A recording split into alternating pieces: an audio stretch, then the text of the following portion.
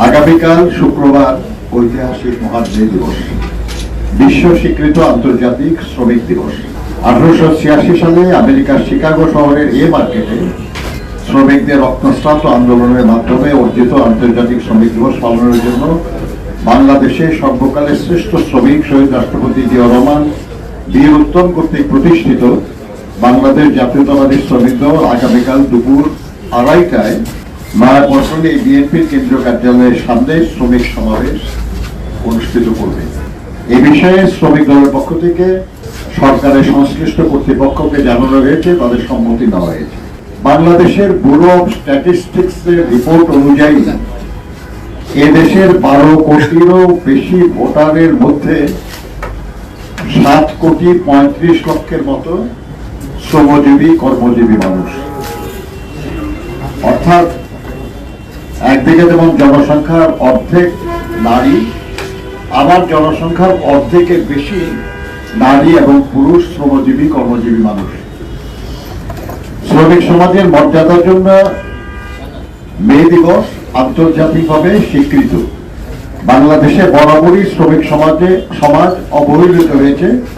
দ্রব্যমূল্যের ঊর্ধ্বগতি, জীবনযাত্রার ব্যয় বৃদ্ধি, বাজার মূল্যের সাথে অসঙ্গতিমূলক কম মজুরিতে শ্রমিক সমাজ বেঁচে থাকার সংগ্রাম করে চলেছে। অগণতান্ত্রিক শ্রম আইনে মালিক পক্ষের স্বার্থকে প্রাধান্য দেওয়ায় শ্রমিক সমাজ হয়রানি সহ নানা সমস্যার সম্মুখীন হয়।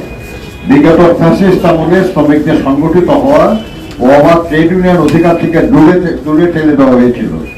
অত্যাবশ্যকীয় পরিষেবা বিল 2023-এর মাধ্যমে শ্রমিক কর্মচারীদের দাবি উত্থাপনের অধিকারকে আইন করে বন্ধ করে দেওয়া হয়েছে। ফ্যাসিস্ট আমলে 2023 সালের 28 অক্টোবর ঢাকার মহাসমাবেশের প্রাক্কালে সমাবেশ আন্দোলনকে নস্যাৎ করার অংশ হিসাবে হাজার হাজার বিএনপি ও শ্রমিক দলের নেতা কর্মীদের গ্রেপ্তার করা হয়েছিল। ওই সময় কারাবন্দী শ্রমিক দল নেতা ফজলুর রহমান কাজলের হাতে হ্যান্ডকাপ, পায়ে ডান্ডা বেরি পড়া অবস্থায় হাসপাতালের বারান্দায় পড়ে বিনা চিকিৎসায় হত্যা করা হয়েছে। মজুরি বৃদ্ধির আন্দোলনে 4 জন গার্মেন্ট শ্রমিক আঞ্জুয়ারা খাতুন, রাসেল হাওলাদার, জালালউদ্দিন ও মোহাম্মদ ইমরানকে আওয়ামী সন্ত্রাসী ও পুলিশরা গুলি করে হত্যা করেছিল। সাংবাদিক বন্ধুগণ, গত 5 আগস্ট 2024 ফ্যাসিস্ট খুনি হাসিনা সরকারের পতনের পর এবছর 12 ফেব্রুয়ারি অবাধ সুষ্ঠু ভোটে নির্বাচিত সরকারের সময় মহান মে দিবস প্রথমবারের মতো পালিত হবে। বৈষম্য বিরোধী ছাত্র জনতার অভ্যুত্থানে অগণিত শ্রমিকের আত্মদান ফ্যাসিস্টের পতন ত্বরান্বিত করেছে। বাংলাদেশ জাতীয়তাবাদী শ্রমিক দলের 71 জন নেতা কর্মী এই লড়াইয়ে নিহত হয়েছে। 30 জন রিক্সা শ্রমিক, অসংখ্য নাম না জানা অজানা ভাসমান শ্রমিক বৈষম্য বিরোধী ছাত্র শ্রমিক জনতার অভ্যুত্থানে শহীদ হয়েছেন। শ্রমিক শ্রেণীর আত্মত্যাগ কেউ কেউ স্বীকার করতে কার্পণ্য করে, কিন্তু তারপরেও এটাই সত্য। গণতন্ত্র, গণতান্ত্রিক সরকার ব্যবস্থা, ভোটাধিকার প্রয়োগ, মানবাধিকার, শোষণ ও বৈষম্যহীন সমাজ ব্যবস্থা প্রতিষ্ঠা শ্রমজীবী জনগণের আজন্ম স্বপ্ন। সাম্প্রতিক সময়ে চলমান আমেরিকা ইসরায়েল জোট ও ইরানের মধ্যে যুদ্ধের কারণে সারা বিশ্বে অস্থিরতা বিরাজ করছে।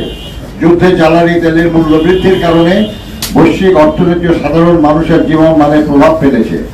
অন্যদিকে পতিত হাসিনা সরকারের লুটপাট ও দুর্নীতির কারণে সরকারি পাট ও চিনি কলগুলো বন্ধ করে হাজার হাজার শ্রমিককে পথে বসানো হয়েছে।